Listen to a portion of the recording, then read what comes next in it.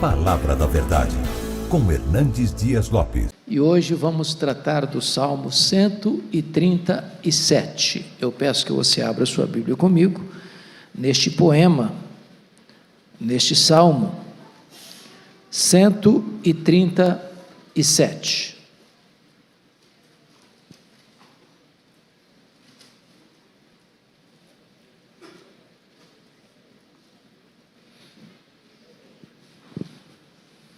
Lido o texto, mantenha a sua Bíblia aberta comigo nesta passagem. Às margens dos rios da Babilônia, nós nos assentávamos e chorávamos. Nos salgueiros que lá havia, pendurávamos as nossas harpas, pois aqueles que nos levaram cativos nos pediam canções, e os nossos opressores, que fôssemos alegres, dizendo: entoai-nos alguns dos cânticos de Sião. Como, porém, haveríamos de entoar o canto do Senhor em terra estranha? Se eu de ti me esquecer, ó Jerusalém, que se resseque a minha mão direita, apegue-se-me a língua ao paladar, se me não lembrar de ti, se não preferir eu, Jerusalém, a minha maior alegria. Contra os filhos de Edom, lembra-te, Senhor, do dia de Jerusalém, pois diziam: arrasai, arrasai-a até os fundamentos. Filha da Babilônia, que hás de ser destruída. Feliz aquele que te der o pago do mal que nos fizeste. Feliz aquele que pegar teus filhos e esmagá-los contra a pedra. Eu quero tratar hoje sobre o lamento de um exilado, é o nosso tema, o lamento de um exilado. Bom, vocês têm plena ciência de que o livro de Salmos é o maior livro da Bíblia.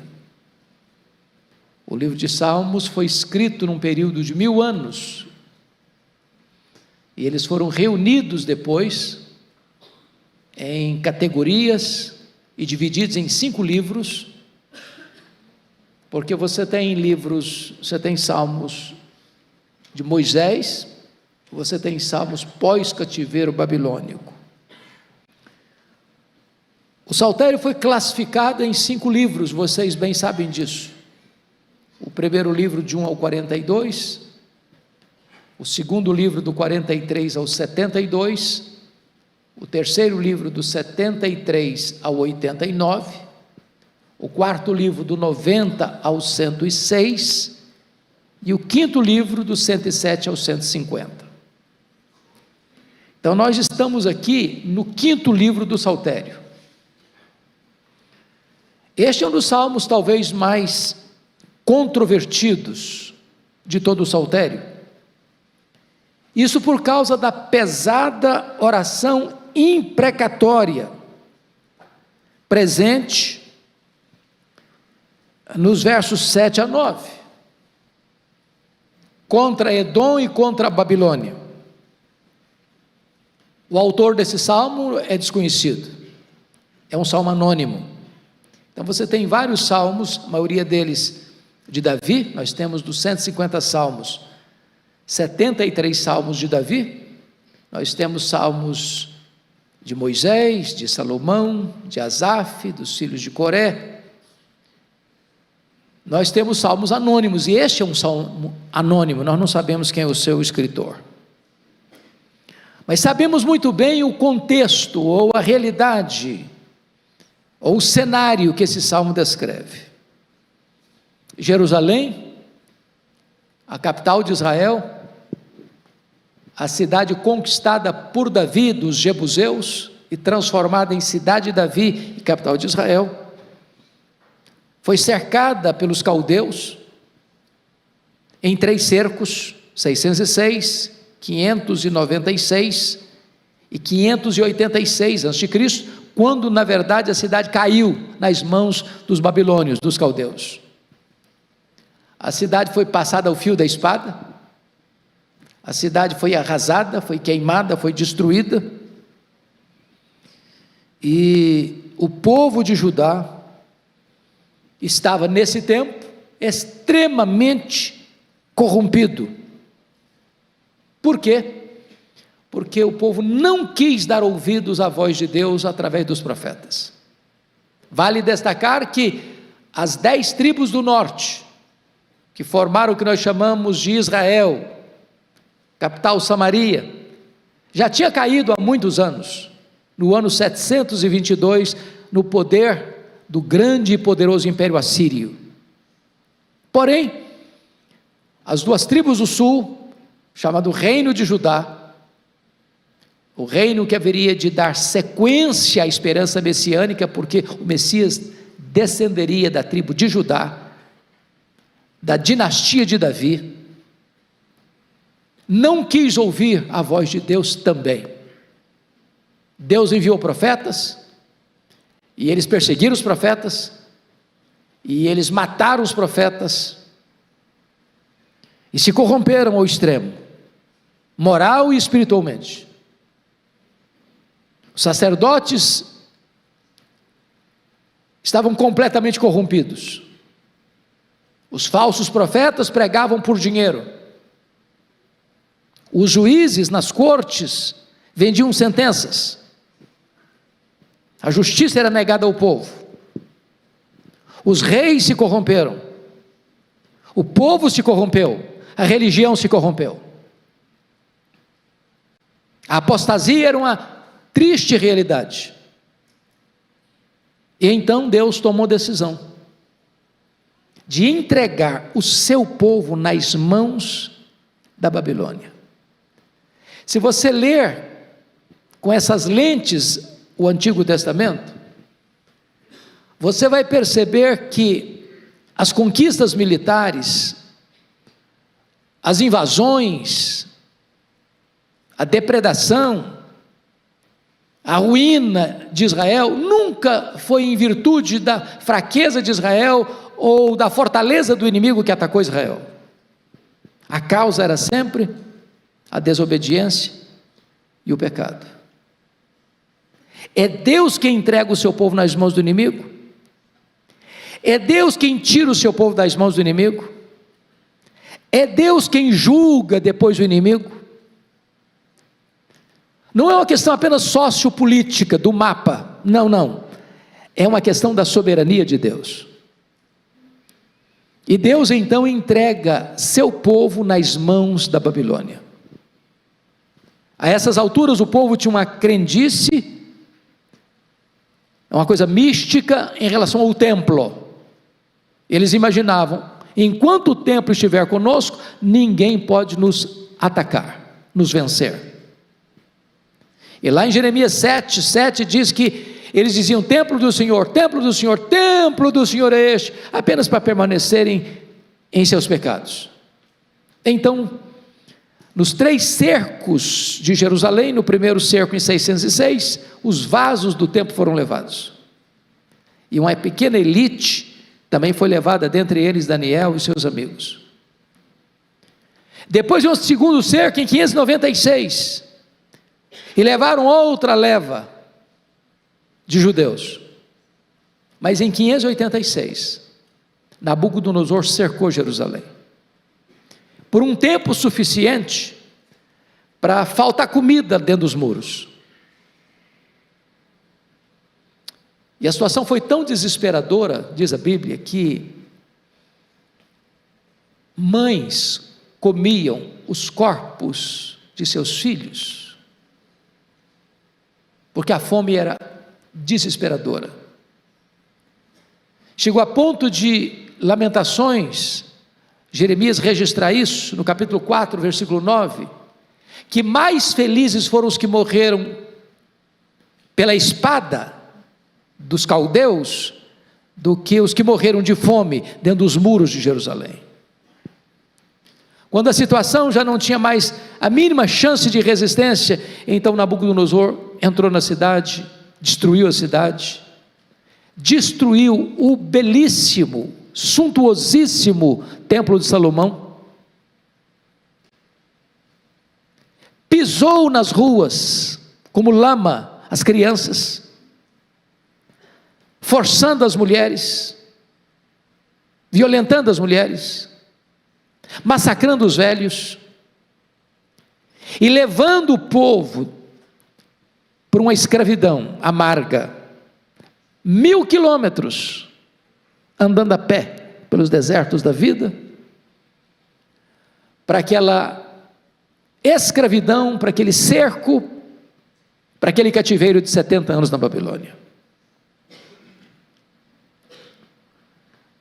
Se não bastasse isso, diante da calamidade que se abateu sobre Jerusalém, os edomitas eram primos, diríamos nós hoje, dos israelitas, porque os israelitas são descendentes de Jacó, e os edomitas são descendentes de Esaú. Jacó e Esaú eram irmãos gêmeos, e os edomitas habitavam naquela época, na região próxima do Mar Vermelho. A capital dos edomitas era a cidade de Petra, até hoje um cenário turístico muito visitado, incrustado nas montanhas. E quando os judeus estão sendo atacados, arrasados pelos babilônios, pelos caldeus, Edom está do lado de cá, gritando: arrasaia, arrasaia, arrasaia até os fundamentos, acaba com Jerusalém. Os judeus que tentavam escapar da espada, do cerco, da morte, os edomitas ficavam nas encruzilhadas, para entregá-los aos babilônios, ou para matá-los à espada. Então, este é o cenário, este é o pano de fundo desse salmo. E aqui nós vamos partir para as lições desse salmo. Então, a primeira lição é a saudosa lembrança, ou o infortúnio da Babilônia. Então vamos dar uma olhadinha nos versos 1 a 3, você pode ler comigo em voz alta, versos 1 a 3, vamos juntos? Às margens dos rios da Babilônia, nós nos assentávamos e chorávamos, lembrando-nos de Sião. Nos salgueiros que lá havia, pendurávamos as nossas harpas, pois aqueles que nos levavam cativos nos pediam canções, e os nossos opressores que fôssemos alegres, dizendo: entoai-nos alguns dos cânticos de Sião. Bom, meus amados, diante da situação, portanto, da vida espiritual rebelada contra Deus, do reino de Judá, tendo reis tão maus quanto Acais e Manassés, o povo vai deixando a lei de Deus, o povo vai matando os profetas de Deus, os ricos vão oprimindo os pobres, os juízes vão vendendo sentenças. Então Deus trouxe a Babilônia e levou esse povo cativo. Mas notem agora a exposição do salmo. Primeiro, os cativos estavam num ambiente estranho. Estranho, versículo 1, está escrito aqui: às margens dos rios da Babilônia. Talvez o rio Quebar, talvez o rio Tigre, talvez o rio Eufrates, porque ele está falando de rios, não de rio. Eles estão lá, num lugar em que não gostariam de estar. E aqui eu vejo algumas coisas. Esses judeus perderam o quê? Perderam suas raízes, perderam a sua bandeira, perderam a sua nação, perderam as suas casas, perderam as suas vinhas, perderam as suas propriedades, perderam o seu templo, perderam os seus rituais sagrados, seus objetos sagrados, perderam a sua liberdade, perderam a sua dignidade. Eles estão onde não gostariam de estar. E se você perceber comigo, eles enfrentam algumas crises. Primeiro, a crise da desinstalação.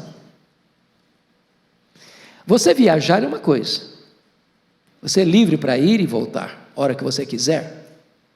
Mas você já imaginou o que é uma pessoa ser arrancada da sua terra, da sua casa, deixando para trás os seus bens, talvez deixando algum membro da família, e só a parte da família sendo levada, sendo empurrado como bicho, como animal,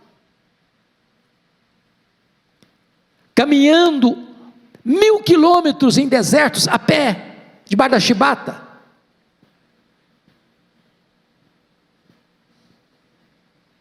Eles estão numa crise, em segundo lugar, de apatia coletiva. Nós nos assentávamos, ou seja, eles estão apáticos, eles não têm plano, eles não têm projeto, eles não têm sonho, eles não têm perspectiva. Eles não estão numa posição de combate, eles não estão numa posição sequer de reação, eles estão assentados, numa apatia coletiva.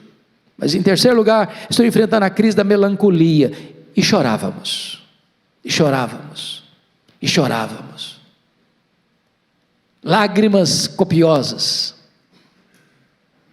O choro é a voz do desespero, da impotência.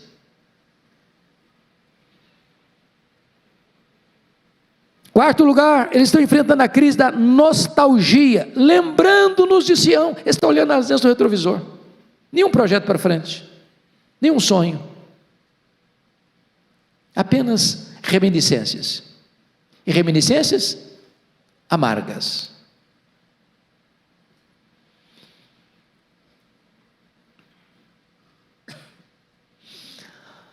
Em outras palavras, o choro deles acabou secando as lágrimas deles, mas acendendo a ira no coração deles.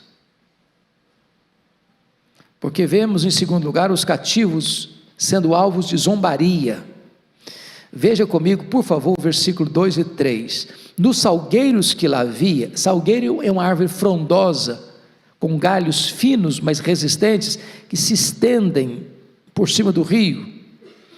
Então eles chegaram na beira desses rios da Babilônia, e dependuravam suas harpas, seus instrumentos musicais, lá nos galhos, para dizer o seguinte: nós aposentamos o nosso ministério musical, acabou a celebração, eles não têm templo mais, eles não têm sacerdote mais, eles não têm profetas mais, eles não têm palavra de Deus mais, eles não têm os rituais da religião deles mais. Então acabou para eles.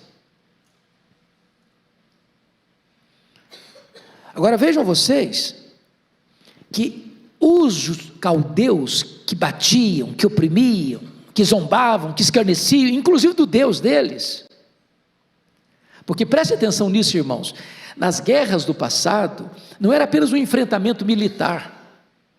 Nas guerras do passado, a ideia que se tinha, o pano de fundo que se tinha, é que quando um povo vencia outro povo, é que o povo do vencedor, o Deus do vencedor, prevaleceu sobre o Deus do perdedor. Então os caldeus estavam zombando não apenas deles como pessoa, dignidade humana, mas zombando do Deus deles. E qual era a zombaria que estava aparecendo aqui?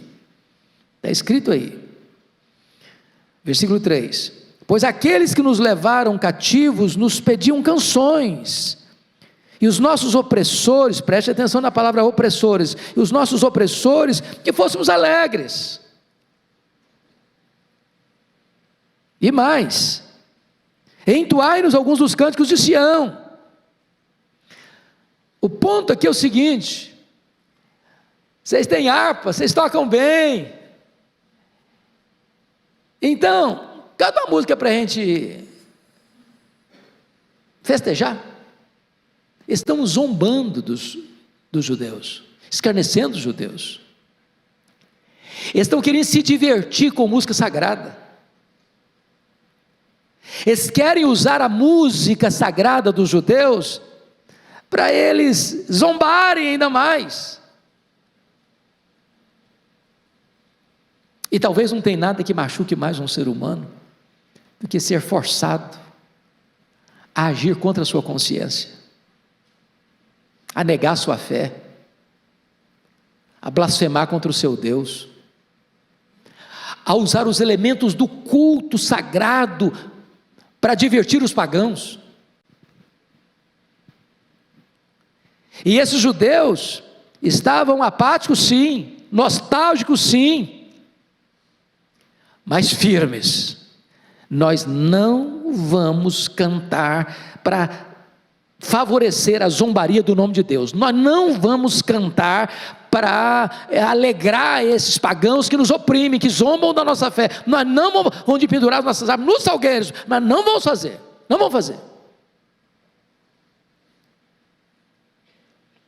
Em outras palavras, é melhor pendurar as harpas nos salgueiros do que profaná-las ao serviço dos ídolos. Eles estão em terra estranha, mas são servos de Deus e não dos deuses pagãos.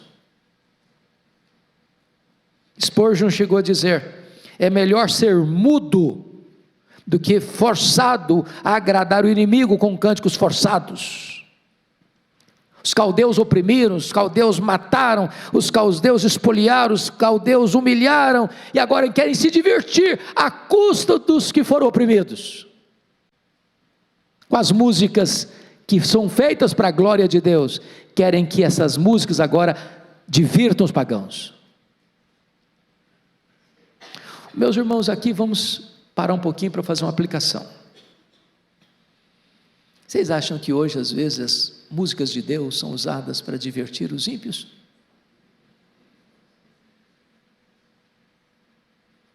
Eu não sei quanto a vocês, mas eu tenho muita dificuldade em entender música sagrada sendo usada como show. O que é um show? Você faz show para Deus? Ou você cultua a Deus? Quando eu faço um show, eu faço para me apresentar. Onde estão as luzes dos holofotes? Em cima de mim. Eu sou o astro. É um show. E nós deveríamos parar um pouquinho e refletir sobre isso.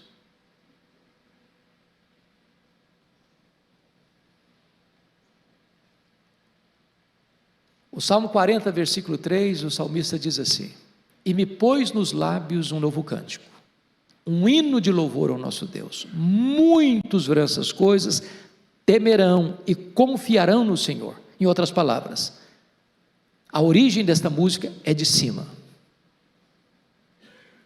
E me pôs nos lábios, é Deus quem põe nos lábios. Então, quando um compositor evangélico escreve uma música, ele escreve porque recebeu esta música. O que são os salmos, senão o cancioneiro de Israel? Os salmos foram escritos narrando as experiências dos escritores, mas inspirados pelo Espírito Santo, portanto é a palavra de Deus. Segundo, a natureza dessa música, um novo cântico, não é um novo de edição, mas é um novo sempre novo. Terceiro, o propósito desta música, um hino de louvor ao nosso Deus. Então entendamos isso, não tem música sacra para divertir ninguém,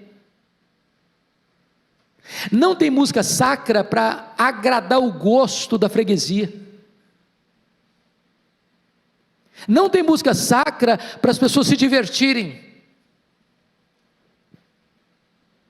O propósito da música qual é?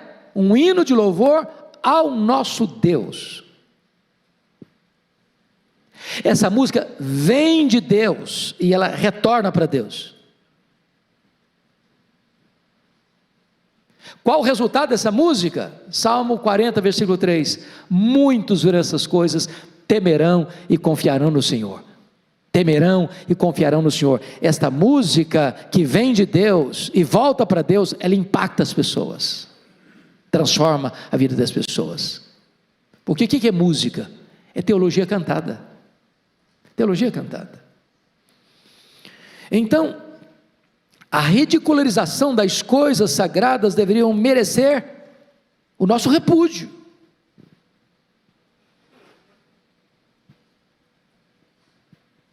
Ou seja, nós não podemos transformar os nossos hinos, as nossas canções sagradas, em passatempo para a diversão dos pagãos. Isso seria lançar pérola aos porcos. Essa é uma questão soleníssima que precisa ser dita para a nossa geração. Mas o segundo ponto que eu quero tratar aqui nesse salmo é a apaixonada dedicação do salmista no seu compromisso com Jerusalém. Vamos ler agora os versos 4 a 6, por gentileza. 4 a 6. Como, porém, haveríamos de entoar o canto do Senhor em terra estranha? Se eu de ti me esquecer, ó Jerusalém, que se resseque a minha mão direita. Apegue-se minha língua ao paladar, se me não lembrar de ti, se não preferir eu Jerusalém a minha maior alegria. Então tem duas atitudes aqui que eu destaco. Primeiro, os exilados demonstram tenacidade,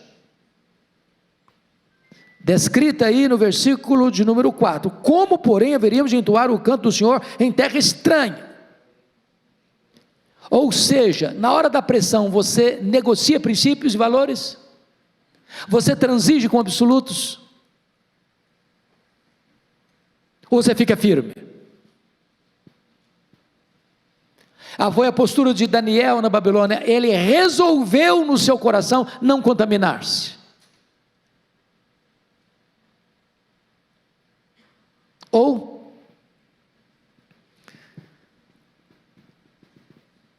aqueles 3 amigos dele, que disseram para o rei: olha, se Deus quiser nos livrar, tem poder para nos livrar. Se Deus não quiser nos livrar, também nós estamos prontos a morrer por ele.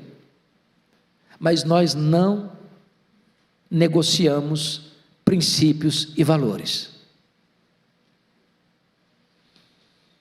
A sociedade está hoje se corrompendo a olhos vistos, de forma galopante. Então, a loucura, uma inversão de valores, a ética de pernas para o ar. Talvez, muito em breve, vai chegar o tempo em que você vai ter que ser chamado a uma posição e pagar um preço. E esse salmo nos instrui que princípios e valores não se negocia. Não importa o que pode até nos acontecer, vamos permanecer firmes. Tenacidade.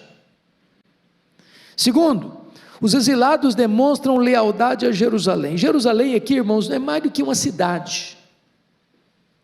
Vou demonstrar minha lealdade a Vitória, Rio de Janeiro, Belo Horizonte, Recife, Fortaleza, Manaus. Não, não é isso. Jerusalém é mais do que uma cidade. Jerusalém é um símbolo, Jerusalém é um emblema. Vocês se lembram que quando Davi conquistou Jerusalém, tomou Jerusalém dos jebuseus e transformou Jerusalém em capital de Israel? O primeiro ato de governo dele foi trazer o quê? A Arca da Aliança para Jerusalém. O que era a Arca da Aliança, senão um símbolo da presença de Deus? E depois ele entendeu que ele tinha um palácio e a arca não tinha um palácio. E ele resolveu construir um templo suntuoso, digno da glória de Deus. E o profeta vai dizer para ele: não, você não vai construir um templo para Deus, é Deus que vai construir uma casa para você. E casa não é uma casa de tijolo. Deus está dizendo: você está querendo fazer um templo para mim, e eu quero fazer a sua casa, ou seja, eu vou fazer uma aliança eterna com você. Não vai faltar um descendente seu no trono. Se vocês pecarem contra mim, se os seus filhos, se a sua descendência pecar contra mim, eu vou disciplinar seus filhos, mas não vou romper minha aliança. É aliança eterna, até que chegue o descendente, cujo trono é eterno e cujo reino jamais será abalado, Por quê? Porque o Messias, Jesus de Nazaré, é chamado filho de Davi. É o único rei que não vai ser apiado do poder. É o único reino que jamais será abalado. Então Deus diz para Davi que ele não vai construir, porque ele tem mãos cheias de sangue. Davi foi um guerreiro o tempo todo. O tempo todo. É por isso que uma coisa me impressiona em Davi. A Bíblia diz que o Moisés morreu com 120 anos, cheio de vigor, brilho nos olhos. O Davi morreu, sabe com que idade? 70 anos. E diz o texto bíblico que ele estava muito velho, com 70 anos. Muito velho. E doente. E doente. O corpo dele não se aquecia. Então, quando o templo é construído em Jerusalém, está querendo dizer o seguinte: Deus governa o seu povo a partir daqui. Jerusalém é um emblema da fidelidade a Deus, do compromisso com Deus, da presença de Deus. E esses judeus cativos estão dizendo o seguinte: eu prefiro que a minha mão direita seque a tocar um instrumento para agradar os pagãos. Eu prefiro que a minha língua seque na boca ao entoar um cântico para divertir os pagãos. Para que a música que nós vamos tocar e cantar blasfeme contra Deus, zombe de Deus e exalte os ídolos pagãos. Em outras palavras, aqueles cativos disseram no verso 5: se eu me esquecer de ti, ó Jerusalém, que se resseque a minha mão direita, que se apegue a minha língua ao paladar, se me não lembrar de ti, se não preferir eu Jerusalém a minha maior alegria. Volto a dizer, não é Jerusalém cidade, que bom que nós moramos em que cidade boa, que cidade confortável, que cidade que tem prédios bonitos. Não, Jerusalém, símbolo do lugar onde Deus está presente. Deus tem que ser a nossa maior alegria. Mas aí, vemos a terceira e última lição do texto, que é a veemente indignação e a maldição que impõe numa oração imprecatória a Edom e a Babilônia. Vejamos, em primeiro lugar, maldição sobre Edom. Veja comigo o versículo 7, leia comigo o versículo 7, vamos juntos. Contra os filhos de Edom, lembra-te, Senhor, do dia de Jerusalém, pois diziam: arrasai, arrasai-a até os fundamentos.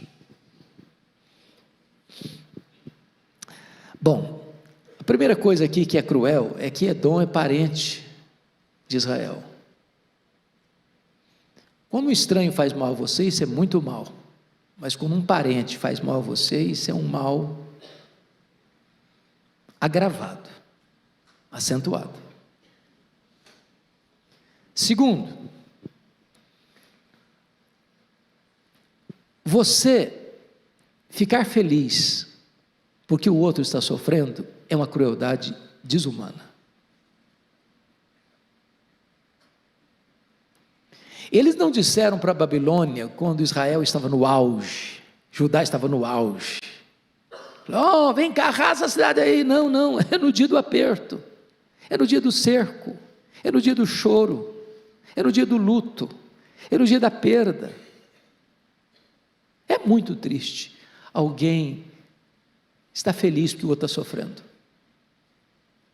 está alegre porque o outro está chorando, está dando brados de alegria porque o outro está sofrendo a mais acachapante e dolorosa derrota.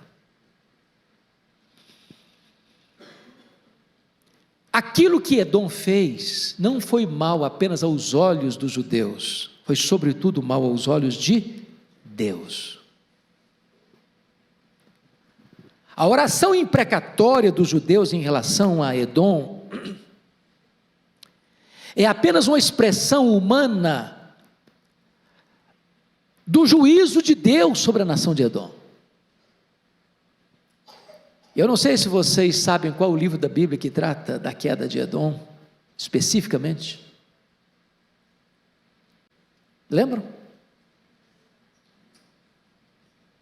É o livro de Obadias, o menor livro do Velho Testamento. E eu preciso que você vá comigo para lá para você ler o que aconteceu. É o menor do Velho Testamento, então ele está perdido aí, tá? Você vai achar. Fica logo depois de Amós. Então abra lá, fácil de achar, Amós, mais fácil. Passou Amós, chegou Obadias. Então ele está entre Amós e Jonas, espremidinho aí no meio. Você vai ler comigo dos versos 10 a 14 de Obadias, porque só tem um capítulo. Obadias, acharam aí? Estão comigo? Então vamos, todos juntos.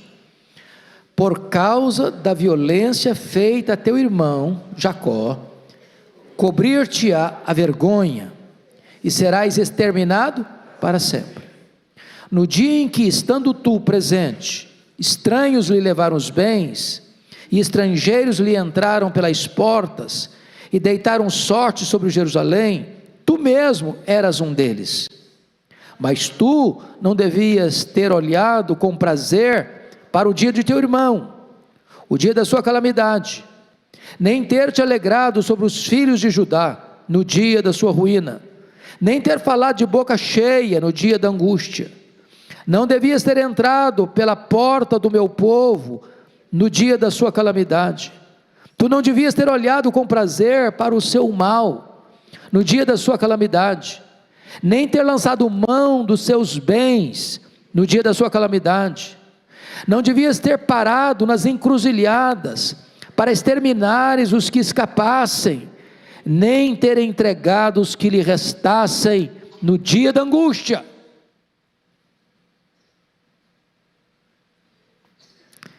Tremendo isso, não? Sabe o que Deus vai fazer com esse povo? Olha o versículo 3 e 4. Vamos ler comigo 3 e 4, vamos lá? A soberba do teu coração te enganou, ó tu que habitas nas fendas das rochas, na tua alta morada, e dizes no teu coração: quem me deitará por terra? Se te remontares como águia e puseres o teu ninho entre as estrelas, de lá te derrubarei, diz o Senhor. Alguém aqui já foi a Petra, na Jordânia? Alguns já foram. Se você for daquela região, visite Petra. Você chega lá, são rochedos, e você entra por fendas das rochas, e eles construíram casas cavadas nas rochas. Quando chegava a noite, alguém olhava para Petra, olhava para aquela região, a sensação que se tinha é de que as estrelas estavam junto deles, e eles junto às estrelas. A cidade era tão fortemente guardada pela estrutura das rochas, que eles tinham uma vaidade muito grande. Ninguém nos derruba daqui, ninguém nos tira daqui, ninguém nos vence aqui. Nós estamos colocando o nosso ninho entre as estrelas. Pois vieram os nabateus e destruíram Edom. Sabe qual a causa? Porque Edom celebrou a desgraça do seu irmão. Isso foi mal aos olhos de Deus. Um texto antes, Amós, vamos lá para Amós agora, só umas páginas antes, capítulo 1, verso 11 e 12, você vai ler comigo. Vamos juntos? Assim diz o Senhor: por 3 transgressões de Edom, e por 4, não sustarei o castigo, porque perseguiu o seu irmão à espada, e baniu toda misericórdia, e a sua ira não cessou de despedaçar, e esteve a sua indignação para sempre. Por isso meterei fogo a Temã, fogo que consumirá os castelos de Bosra. Ou seja, é causa e efeito. De Deus não se zomba. Aquilo que o homem semear, isso também ele ceifará. Mas agora, e finalmente, vem a maldição sobre a Babilônia. Volta lá comigo, por gentileza, para o Salmo 137, para nós fecharmos a exposição. Versículo 8 e 9, é pesadíssimo esse texto. Pode ler comigo? Vamos juntos? Filha da Babilônia, que hás de ser destruída, feliz aquele que te der o pago do mal que nos fizeste, feliz aquele que pegar teus filhos e esmagá-los contra a pedra. Essa questão de esmagar a cabeça de crianças nas pedras era a prática dos caldeus. Eles fizeram isso em Jerusalém. A oração imprecatória é essa: Deus, pague a eles com a mesma moeda, dê a eles o que eles fizeram com os povos, que eles colham o que eles mesmos plantaram.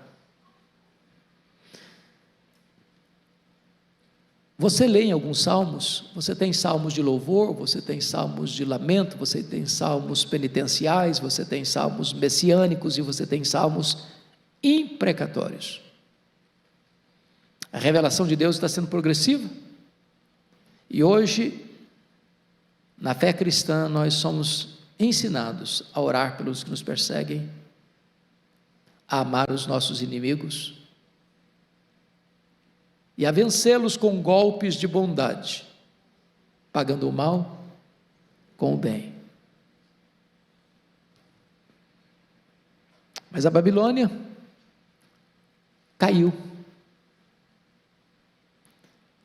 e as profecias de Jeremias, de Ezequiel e as profecias de Isaías levam-nos ao Apocalipse, que quando chega em Apocalipse, Babilônia é o símbolo, o emblema dos inimigos de Deus, de um sistema econômico, político e religioso que está em oposição a Cristo e a sua igreja. Tanto é verdade que Apocalipse 14 retrata a Babilônia como o quarto inimigo que vem atacar a igreja. O primeiro é o dragão, o segundo é o anticristo, o terceiro é o falso profeta, quarto a Babilônia. O que vai acontecer com a Babilônia? Capítulos 17 e 18 de Apocalipse tratam da queda da Babilônia. A Bíblia dedica 2 capítulos de Apocalipse para tratar da queda da Babilônia. Ela vai acabar. E Babilônia como cidade acabou. Era a grande cidade dos jardins suspensos, arrasada. Hoje, o espaço que era Babilônia é um deserto inóspito. E o que vai acontecer com a Babilônia? Abra sua Bíblia comigo e eu fecho aqui. Apocalipse capítulo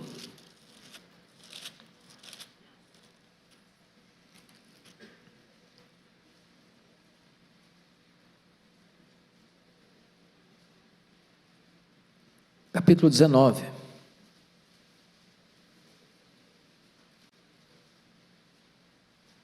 Versículos de 1 a 4. Vamos ler, queridos irmãos. E eu quero só, antes de ler o texto, já deixar uma coisa clara. Deus é soberano.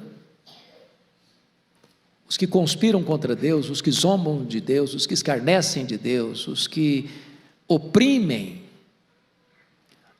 num momento parece que eles estão no comando. Eles estão fazendo, estão acontecendo.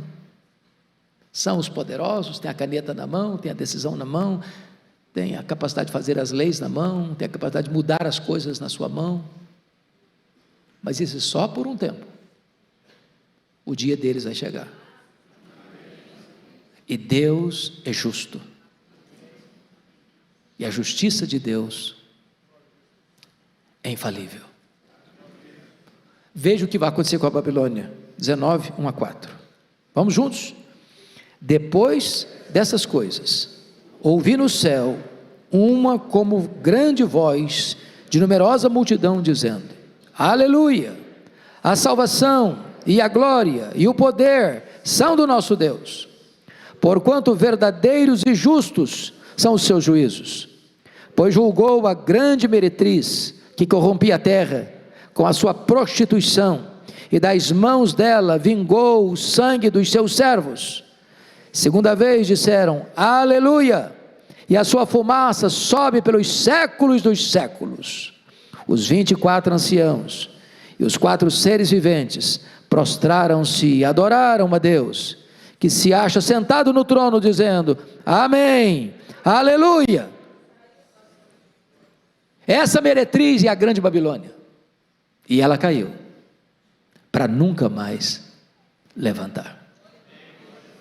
O Salmo 137 aponta para isso, nesta oração imprecatória. O que o homem semear, isso ele ceifará. Isso é para você e eu temermos, e nos humilharmos debaixo da poderosa mão de Deus. Vamos ficar em pé e vamos orar.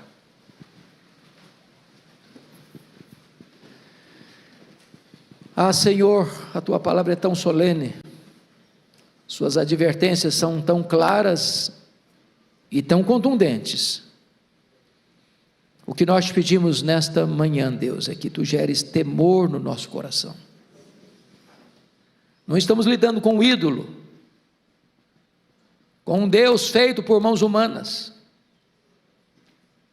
Não estamos lidando com as divindades pagãs, com seus caprichos. Estamos diante da Tua majestade, porque só Tu és Deus, o Criador, o provedor, o preservador da vida, o Deus da nossa salvação. Meu Deus, que as nações temam o Teu nome, que elas não confiem em seu poder, em sua estrutura econômica ou militar, que os parlamentos temam o Teu nome, que os palácios temam o Teu nome, que as cortes temam o Teu nome, porque jamais aqueles que atentaram contra Ti lograram êxito, a não ser que se arrependam enquanto é tempo. Oh meu Deus, mas não é apenas uma estrutura política, econômica, social, nacional de um povo. Esta palavra é para cada um de nós, individualmente. Dá-nos a bênção, Senhor, de sermos fiéis a Ti, de não negociarmos princípios e valores, ainda que estejamos em terra estranha, para o louvor da Tua glória, para testemunho do Evangelho, e para que a Tua igreja avance e o Teu reino se estabeleça, em nome de Jesus, amém. Deus abençoe, meus irmãos.